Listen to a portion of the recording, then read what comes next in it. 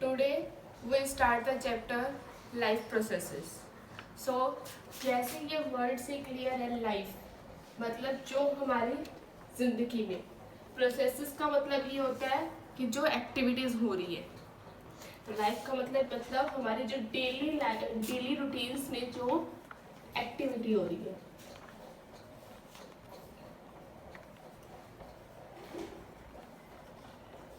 उनको क्या बोलते हैं। वो सारी एक्टिविटीज के किस नाम से बुलाया जाता है? लाइफ प्रोसेसेस के नाम से। जैसे all organism perform a number of activities for maintenance their life, उसको हम क्या बोलते हैं? लाइफ प्रोसेसेस बोलते हैं। अब चलो ठीक है, अब लाइफ प्रोसेसेस में क्या क्या चीजें आती हैं? जैसे अब डाइजेशन,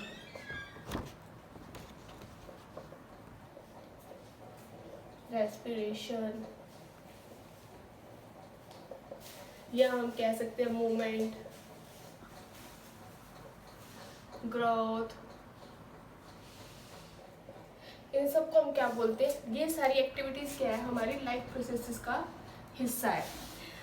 अब क्या इन सब एक्टिविटीज को परफॉर्म करने के लिए कुछ ना कुछ लगता है, उनके बारे में हम पढ़ेंगे। अब क्या क्या लगता है या इन एक्टिविटीज से होता क्या है, हम क्या फंक्शन परफॉर्म कर सकते हैं, उसके बारे में पढ़ेंगे। मतलब हमें क्या पढ़ना है कि जो इन एक्टिविटीज के बारे में डिटेल में पढ़ना है कि ये एक्टिविटीज होती कैसे है। अब जो इसकी सिंपल सी डेफिनेशन है लाइफ प्रोसेसेस की, वो क्या होता है? जैसे आप मान लो अब हमारी बॉडी कोई काम कर रही है तो उसको क्या बोलेंगे? अगर मैं सपोज खाना खा रही हूँ तो वो भी क्या है? एक लाइफ प्रोसेस है। अगर मैं वहाँ कहीं चल रही हूँ तो उसको भी क्या बोलेंगे? लाइफ प्रोसेसेस बोलेंगे। तो इसकी जो डेफिनेशन बनेगी यही बनेगी। तो इसकी या हम इसको ऐसा बोल सकते हैं इसके अंदर कि जो एक्टिविटीज़ हमारी लाइफ को सस्टेन करने के लिए चाहिए, मतलब ट्रैक पे चलाने के लिए चाहिए, उसे हम क्या बोलेंगे? लाइफ प्रोसेसेस बोलेंगे। तो सच एक्टिविटी, पहले मैं इसके बारे में लिख रही हूँ कि लाइफ प्रोसेसेस होता क्या है कि all living organism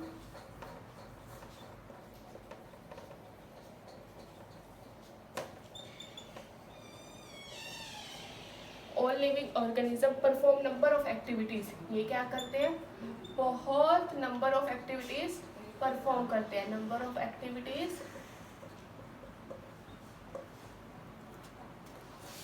perform number of activities for the maintenance of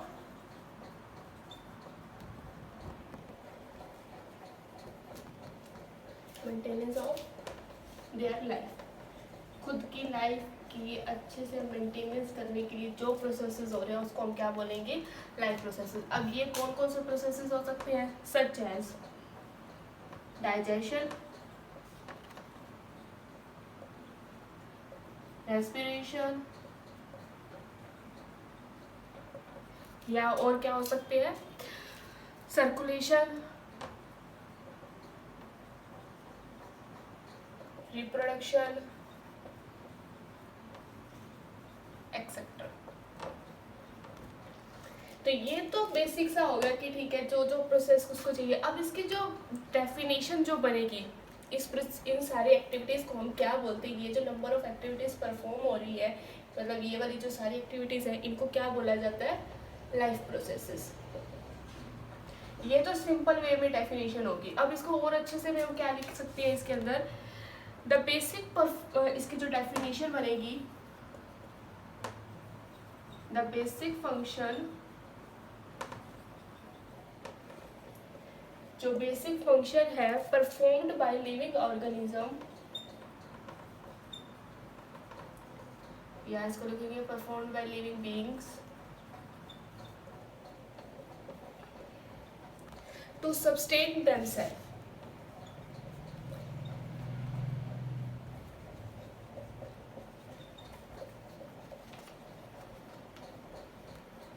to sustain themselves मतलब जब हमारे बेसिक फंक्शन को परफॉर्म करने के लिए जो एक्टिविटीज़ लग रही है उनको क्या बोलते हैं? वो सारी को क्या बोलते हैं? लाइफ प्रोसेसेस बोलते हैं।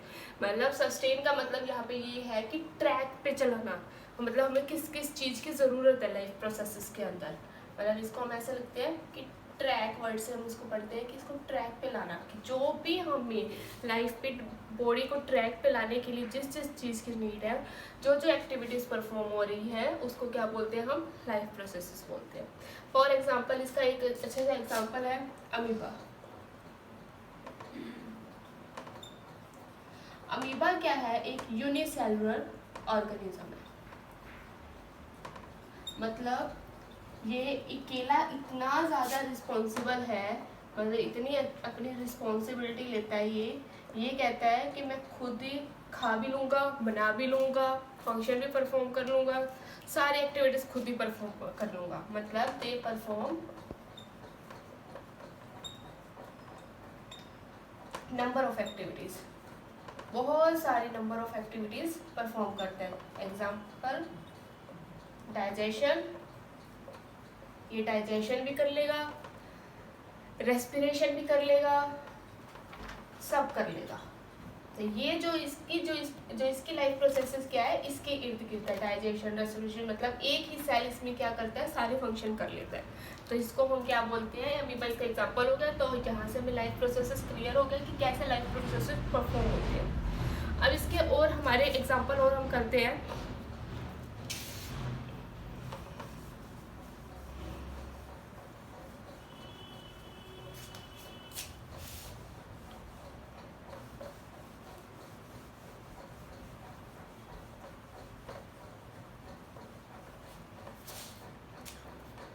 इसके बाद है, जैसे अब सपोज मैंने कोई भी खाना खा लिया, फूड ले लिया,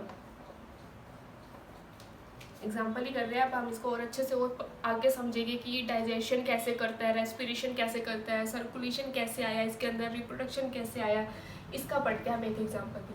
सपोज मैंने खाना खाया तो मैं खाना किसके थ्रू खाऊंगी? डाइजेशन के थ्रू खाऊंगी। तो ये तो मुझे पता है ना। मान लो ये मेरा फूड कंपोनेंट है, मैंने इसको खा लिया। अब ये मैं किसकी मदद से खाऊंगी? एंजाइम की मदद से। जब मैंने इसको खाना को खाया तो ये क्या हो गया? छोटे छोटे पीसेस में क्या हो गया? ये ब्रेक हो गया, break into smaller pieces. Smaller pieces में ये ब्रेक हो गया। अब जब क्या होगा? सपोज अगर मैंने खाना खाया है, राइस खाई है मैंने, मान लिया मैंने राइस खाई है, तो इससे मुझे क्या बनेगा? राइस के अंदर क्या होते हैं? कार्बोहाइड्रेट। तो मैंने कार्बोहाइड्रेट खाया, मैं अंदर लेके गई, एंजाइम से मैंने इसको डाइजेस्ट किया, तो उसने क्या दे दिया मुझे? ग्लूकोज। मतलब ये मेरा क्या बन गया? ग्लूकोज बन गया। अब क्या होगा? ग्लूकोज बन गया, मैंने खा लिया, पचा लिया, तो यहाँ तक मेरी प्रोसेस ही क्या होगी? डाइजेशन। तो मैं इस प्रोसेस को क्या बोलूँगी? डाइजेशन बोलूँगी। अब इसके बाद क्या है? जब मैंने ग्लूकोज खाया तो ग्लूकोज भी आगे क्या हो गया?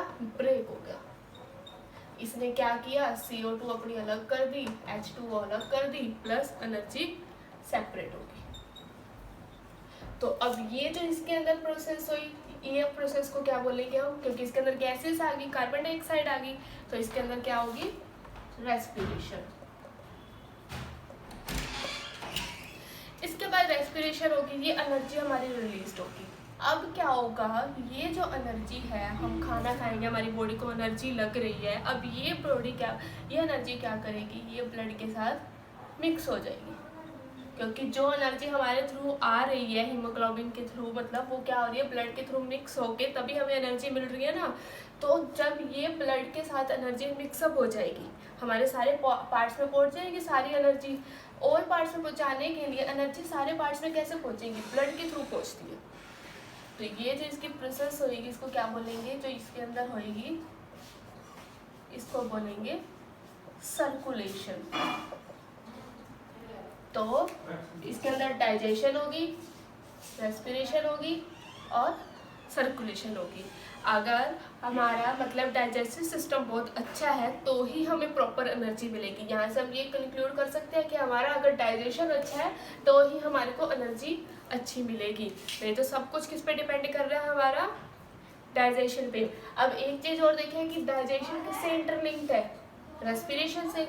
रेस्पिरेशन किससे इंटरलिंक्ड है? सर्कुलेशन से। ये सारी चीज़ें आपस में क्या है? इंटरलिंक्ड है। सो हमारी जो सारी चीज़ है, जो डाइजेशन है, रेस्पिरेशन है, इंटरलिंक्ड भी है, तो इंटरलिंक्ड है तो ये आती किससे है? सब फूड से। तो हम इसमें लिख सकते हैं कि जो भी हमारी चीज़ है, ये डाइजेशन, रेस्पिरेशन, सर्कुलेशन, ये जितने भी प्रोसेसेस हैं, ये हमारे किस पे डिपेंड करते हैं? न्यूट्रिशन पे, मतलब फूड पे डिपेंड करते हैं। तो हमारा जो भी लाइफ प्रोसेसेस होंगे वो किस पे, ये सारे लाइफ प्रोसेसेस के अंदर क्या आएंगे? डाइजेशन भी इससे आएगा, ये सारे इंटरलिंक्ड है।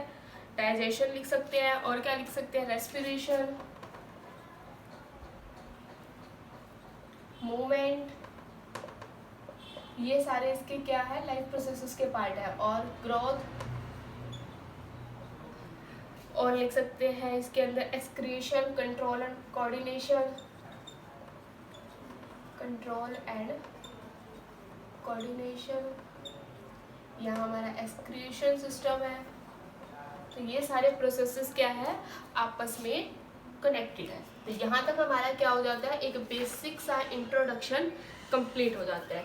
ये तो था सब लाइफ प्रोसेसेस के बारे में। तो हम नेक्स्ट पढ़ेंगे कि मेटाबॉलिज्म क्या होता है।